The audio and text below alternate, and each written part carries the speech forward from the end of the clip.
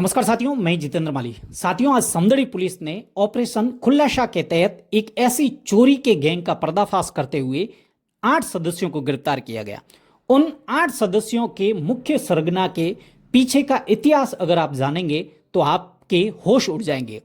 कैसे एक पारिवारिक कलह और पहली चोरी में हुई जेल में ऐसी गैंग के सदस्यों के संपर्क में आया जो जुर्म के दलदल में फंसता ही चला गया। दरअसल 6/3/2025 को समदड़ी पुलिस थाना में मान सिंह पुत्र भोप सिंह जाति राजपुरोहित निवासी नया देवड़ा तथा श्यामलाल पुत्र लाल सिंह जाति पुरोहित निवासी देवड़ा पुलिस थाना समदड़ी में उपस्थित होकर एक रिपोर्ट दर्ज करवाई और बताया गया कि 5/3/2025 को अज्ञात चोर उनके घर में घुस गए और ताला तोड़कर घर के अंदर रखे सोने चांदी के जेवरात, कपड़े व रुपए चुरा कर ले गए। पुलिस ने गंभीरता को देखते हुए पुलिस अधीक्षक बालोत्रा के निर्देश में थाना स्तर पर अलग अलग पुलिस टीमों का गठन किया गया। पुलिस टीमों का गठन कर मुखबिर, तकनीकी सहयोग तथा पूर्व में संपत्ति संबंधी अपराधों में गिरफ्तार चालानशुदा मुलजिमों की वर्तमान कार्यशैली एवं गतिविधियों का विश्लेषण किया गया और ऐसे अपराधियों का लगातार पीछा करते हुए निगरानी के दौरान पूछताछ एवं पारंपरिक पुलिसिंग के माध्यम से सामने आए तथ्यों के आधार पर विभिन्न संदिग्ध स्थानों पर दबिश दी जाकर नकबजनी की वारदात में संलिप्त शातिर चोर लक्ष्मण राम, गोमाराम, मनीष ओमाराम उर्फ ओम प्रकाश, राम उर्फ रामचंद्र, लुम्बाराम, दिनेश कुमार, बबलू उर्फ गणपत राम को दस्तयाब कर गिरफ्तार किया गया।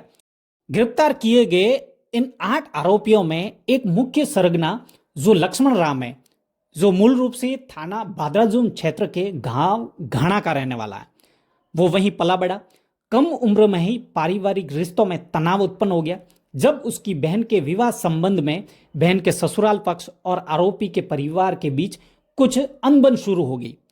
इसी के चलते लक्ष्मण राम पहले हैदराबाद में मजदूरी करने के लिए चला गया, लेकिन वहां का वातावरण और पानी अनुकूल न होने के कारण उसे स्वास्थ्य संबंधी समस्याएं होने लगी।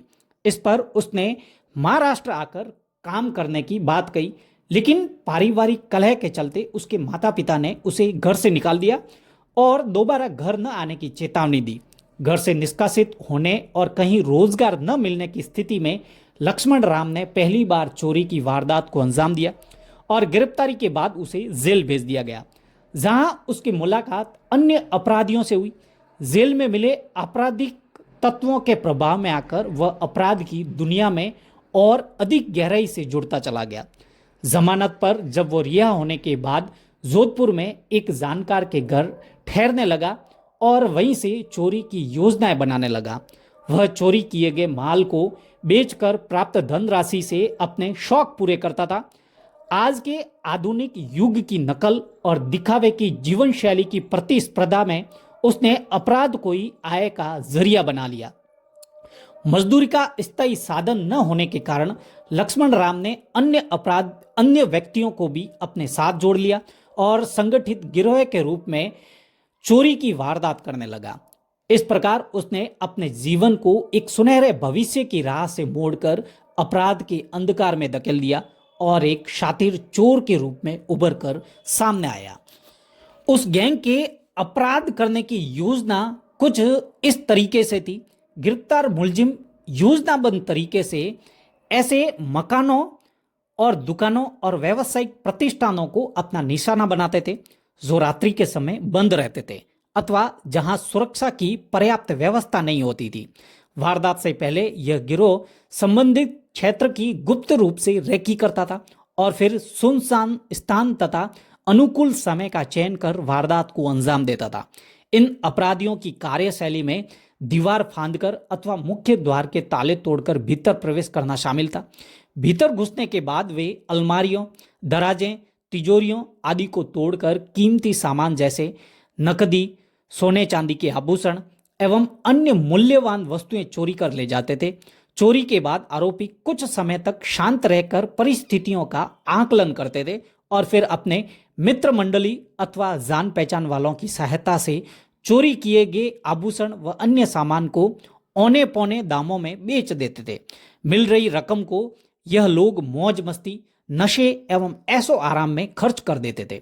कुछ समय सुख के बदले अपने भविष्य को अपराध के दलदल में धकेलते चले जाते और इस प्रकार यह गिरोह एक संगठित एवं शातिर शैली में लगातार वारदातों को अंजाम देता आ रहा था। इस तरीके से पुलिस ने अपनी सूझबूझ और अनुभवी गठित टीमों के द्वारा ऐसे शातिर चोरों को गिरफ्तार करने में सफलता हासिल की है।